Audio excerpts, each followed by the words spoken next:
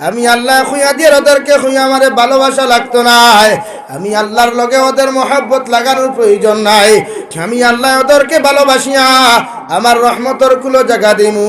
ইউহিব্বুকুমুল্লাহ।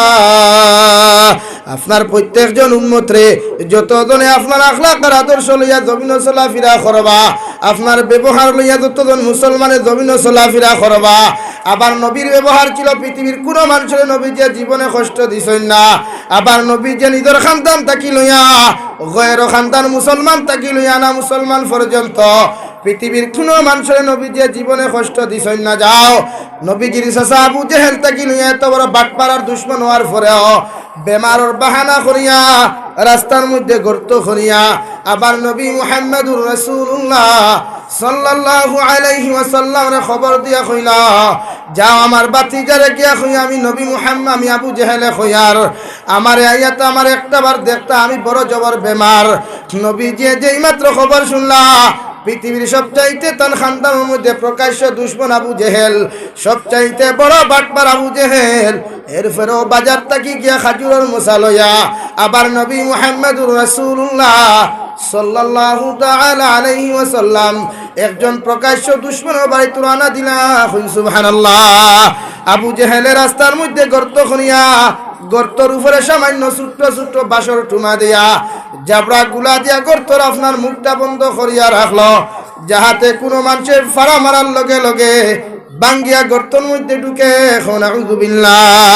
অর্থাৎ বেঈমানে গর্ত করছে আমার নবীজির হত্যা করার লাগিয়া। যে সময় নবীজি আবু জেহেলের বাইত রওনা দিলা, আবার আল্লাহ তাআলা জিবরাইল দেখলা, জিবরাইল যাও আমি আল্লাহ তাআলা খুঁজে দিয়ার আবার নবী তান দুশ্মনের বাড়িতে রওনা দিছে। ইগে রাস্তার মধ্যে ফাট খুলিয়া রাখছে, ওই গাতর মধ্যে ফড়ি আমার নবীজিরে হত্যা করতো। আমি খুঁজে দিয়ার আবার নবীজি গর্তর মধ্যে ফাড়া দেওয়ার আগে তুমি জিবরাইলে তোমার ডানা বিছাইয়া দিও। সুবহানাল্লাহ। যেই মাত্র নবীজি গর্তর মধ্যে ফাড়া মারতা ওই সময় খানো জিবরাইল আলাইহিস সালাতু ওয়াস সালাম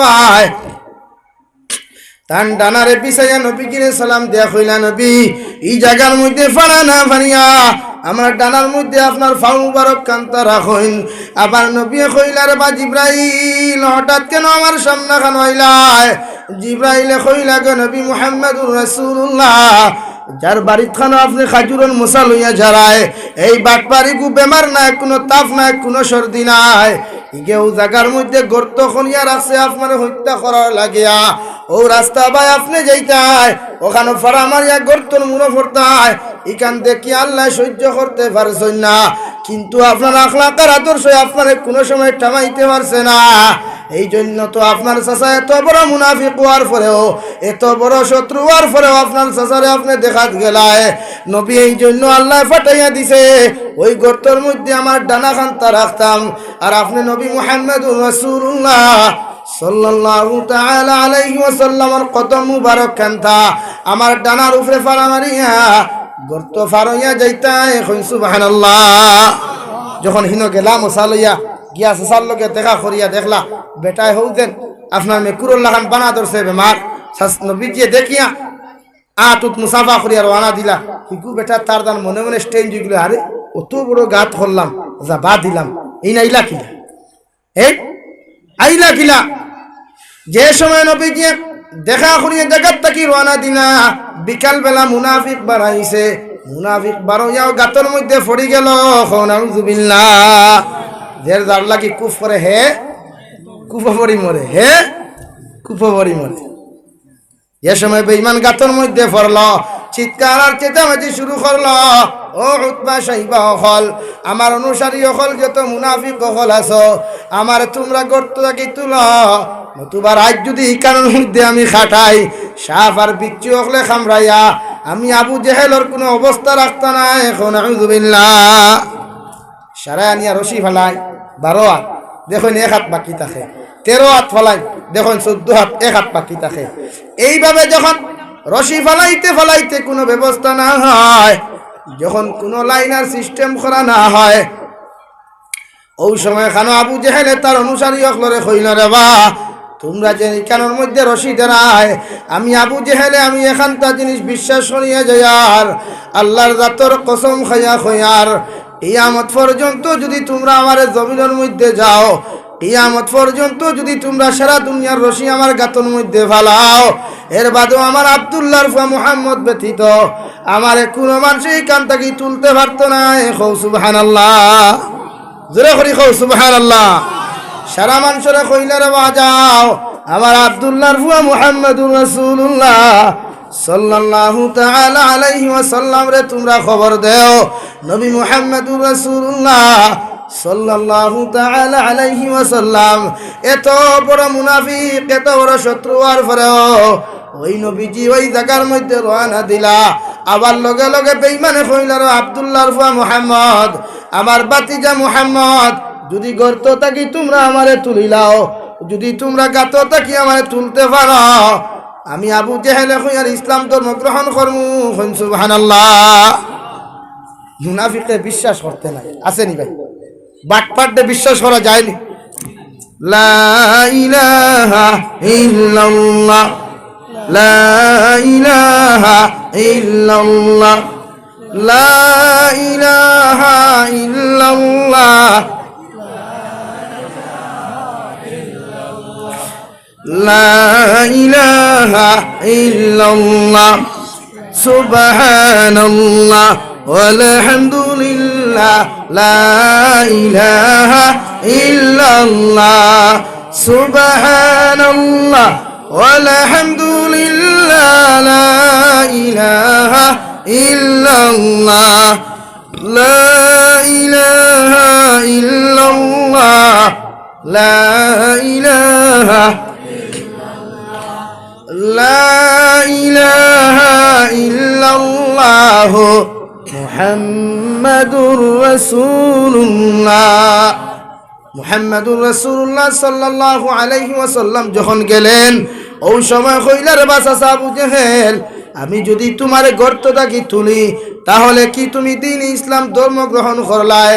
বাটপারে গাতর মুর্তা কি কইলার বা মুহাম্মদ, আল্লাহর জাতর কসম খাইয়া খয়ার, তুমি যারে খাল্লা বলিয়া জমিন মানো, ওই আল্লাহর কসম খাইয়া আমি আবু জেহেলে খয়ার, তুমি তুলা মাত্রই আমি ইসলাম ধর্ম গ্রহণ করমু।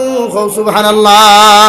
নবীকে যেই মাত্র রশি না দিয়া আবার নবী দস্তে নবুয়ত রাত মুবারক কান্তা গর্তর মধ্যে দিলা, আর আবু জেহেলের সঙ্গে সঙ্গে লাগাল ফাই নিল।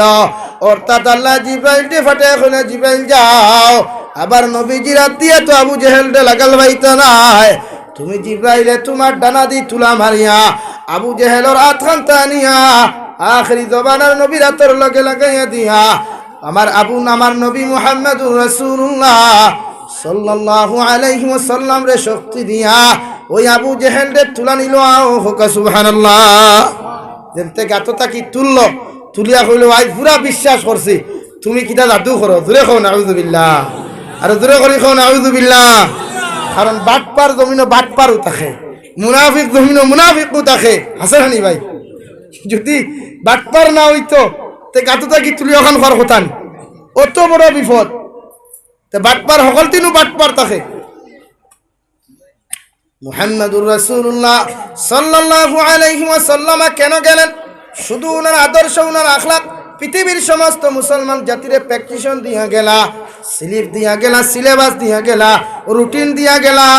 আমি নবীজিরে যদি যত মানুষে দুশ্মনী জমিন করুক না কেন, এরপরেও যদি আমার মুসলমান আমার পাড়া প্রতিবেশী কোনো যদি বিপদ পড়ে, আমার গরর দ্বারা যদি কোনো হিন্দু মানুষও বিপদ পড়ে, আমি মুসলমানের গরর দ্বারা যদি কোনো খ্রিস্টান মানুষও বিপদ পড়ে, তুমি মুসলমান হিন্দু মনে করিয়া তার বাড়ির যাওয়া বন্ধ করিও না, তুমি মুসলমান খ্রিস্টান জানিয়া তার সাহায্য করা বাদ দিও না।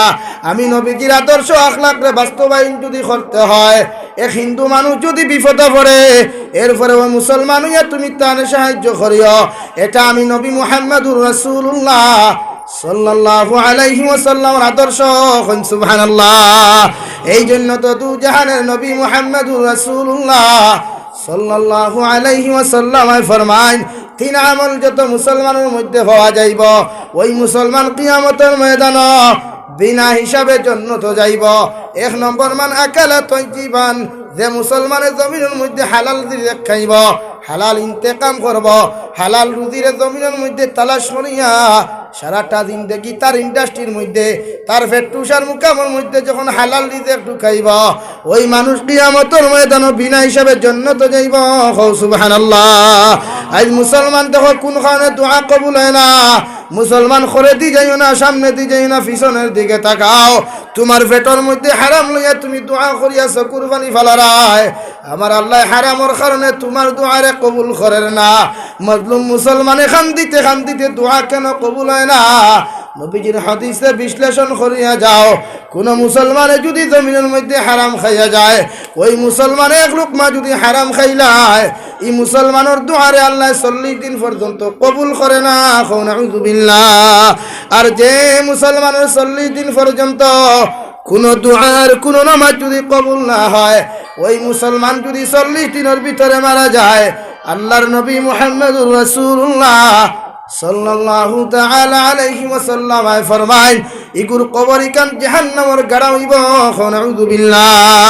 তাই প্রতিজন মুসলমান 1 টাকা ইনকাম করো, 2 টাকা ইনকাম করো, কোটি কোটি টাকার ব্যবসা করো না কেন, লোনের পয়সা দিয়া ব্যবসা করিও না, ইনস্টলমেন্ট দিয়া গাড়ি জমিনের মধ্যে খরিদ করিও না, সুদের ব্যবসা করিও না, ঘুষের লেনদেন জমিনের মধ্যে করিও না, জমিন বন্ধক রাখিয়া মানুষের নির্যাতন করিও না, সুপারির ব্যবসা করিয়া মানুষের কোনো সময় নির্যাতন করিও না, করে তিন মিসকিনের জমিন দিয়ে আত্মসাৎ করিও না, নতুবা আল্লাহ ছাড় দে কোনো সময় কোনো বন্দারে ছাড়িয়া দে না। যদি জমিনের মধ্যে কোনো মুসলমানে কোনো এতিমের হক জমিনের মধ্যে মারিয়া খাইলাও, কোন রাড়ি ব্যবহার হকরে যদি জমিনে মারিয়া খাইলাও, আল্লাহর জাতর কসম খাইয়া খুইয়ার যত মুসলমানের শক্তিওয়ালা মুসলমানে যদি কোনো দুর্বল মানুষের উপরে জমিন নির্যাতন কর, ওই মুসলমানরে খাইল কিয়ামতের ময়দানে আল্লাহ জাহান্নামের মধ্যে যখন দিব, জাহান্নামের মধ্যে দেওয়ার লগে লগে আল্লাহ সঙ্গে সঙ্গে জিকির করব, মা সালাকাকুম ফি সাকার, হে জাহান্নামী হল তোমাদেরকে কোনখানে জাহান্নামের মধ্যে দেওয়া হলো? ওই সময় কেন আপনি আমি জবাব দিব, ক্বালু লাম নাকু মিনাল মুসাল্লিন ওয়া লাম নাকু নুতঈমুল মিসকিন। আল্লাহ জমিনের মধ্যে নামাজ পড়ি নাই, আপনার কুদরতের কদম সজদা দেই নাই, আর দুর্বল এতিম মিসকিনগুলোর হক আমরা জমিন মারিয়া খাইছি, ইতারে জমিন নির্যাতন করছি, শান্তিতে জমিন বসবাস করতে দিছি না। তাই কোটিপতি হো, মেম্বার হো, পঞ্চায়েত যত বড় শক্তিওয়ালা হো না কেন, তুমি তো নমরুদুল্লাহ খান শক্তিশালী জমিন কোনোদিন হইতে পারতায় নাই, ফেরাউনুল্লাহ খান হিংসাওয়ালা জমিন কোনোদিন হইতে পারতায় নাই, সাদ্দাদুল্লাহ খান অহংকারওয়ালা জমিন কোনোদিন হইতে পারতায় নাই, কারুনের মতো মালওয়ালা জমিন কোনোদিন হইতে পারতায় নাই। ওই কারুনের খবর লও, সাদ্দাদর খবর লও, নমরুদর খবর লও, এত বড় হিংসুক, এত বড় তকব্বুর করনেওয়ালা, এত বড় হিংসা করনেওয়ালা, অহংকারী করনেওয়ালা, এত হিংসা করনেওয়ালা, জুলুম অত্যাচার করার পরে আল্লাহ তাআলা জমিন ছাড় দিছে, মগর ছাড়িয়া দিছে না। ঠিক কিনা? তাই আব্দুল্লাহ ফুরান মুসলমান, তোমারে আল্লাহ দন দিছে, তোমার দনের পড়াই জমিন তুমি করিও না, যার বা দনের দাঁড়তে তন লইয়া তুমি জমিন পড়াই খটায়। ওই কারুনের খবর লও, কারুনের কুরতনটা আল্লাহ জমিন বিস্তার করতে দিছে না, যে সাদ্দাতে দন পাইয়া অহংকারী করিয়া দুনিয়ার জমিন আল্লাহর লগে চ্যালেঞ্জ করিয়া জমিনের মধ্যে আপনার জন্নত বানাইল, কোটি কোটি টাকা ডলার হলডে, মুদ্রা হলডে, দিরহম হলডে খরচিয়া পৃথিবীর তাকি মণি মুক্তা হীরা হলানিয়া যে সাদ্দাতে জমিনের মধ্যে জন্নত বানাইল, ওই সাদ্দাতে জন্নত বানাইয়া উদ্বোধনী ভাষণ যেদিন দিত গিয়া, ওই জন্নতের মধ্যে যেই মাত্র কদম খান্তা ঢুকাইতো, ওই সময় আল্লাহ আহকামুল হাকিমিনে কইলেন আজরাইল আলাইহিস সালাম, যে মুনাফিকে জমিন আমার লাগি চ্যালেঞ্জ করলো, ইগে দুনিয়ার জমিনের জন্নত বানাইয়া মানুষের জমিনও দেখাইতো, ইগে আজকে তার জন্য তখন উদ্বোধনী করাত গেছে, আমি আল্লাহ কইয়া দিয়ারি গু যেন জন্নতের মধ্যে না ঢুকে, ওগুরে জন্নত ঢুকার আগে ওগুর জান কবজ করো। নাউযুবিল্লাহ। পারছে নিয়া পারছে। তাই জমিন শক্তি হইছে, দন হইছে, বেটাগিরি করিও না, অহংকারী করিও না, কোন ইমাম সাহেবরে কষ্ট দিও না, মাদ্রাসার হুজুরকে কষ্ট দিও না, কোন গরিব মানুষের উপরে জুলুম করিও না।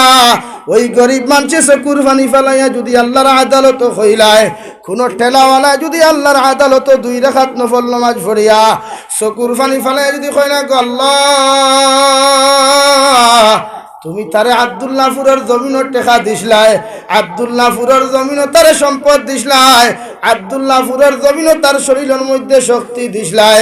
ইগে আমার জমিনও শান্তিতে ঘুরতে দের না, শান্তিতে খাইতে দের না। আমি এক গরিব দুর্বল মানুষের আল্লাহ টেকারও কোনো শক্তি নাই, শরীরের মধ্যেও কোনো শক্তি নাই। এর বাদেও 2 রাকাত নফল নামাজ পড়িয়া তুমি আল্লাহর আদালত ও ইনসাফর লাগি দোয়া করিয়ার। আল্লাহ তুমি জালিমর বিচার খান্তা জমিন করিও।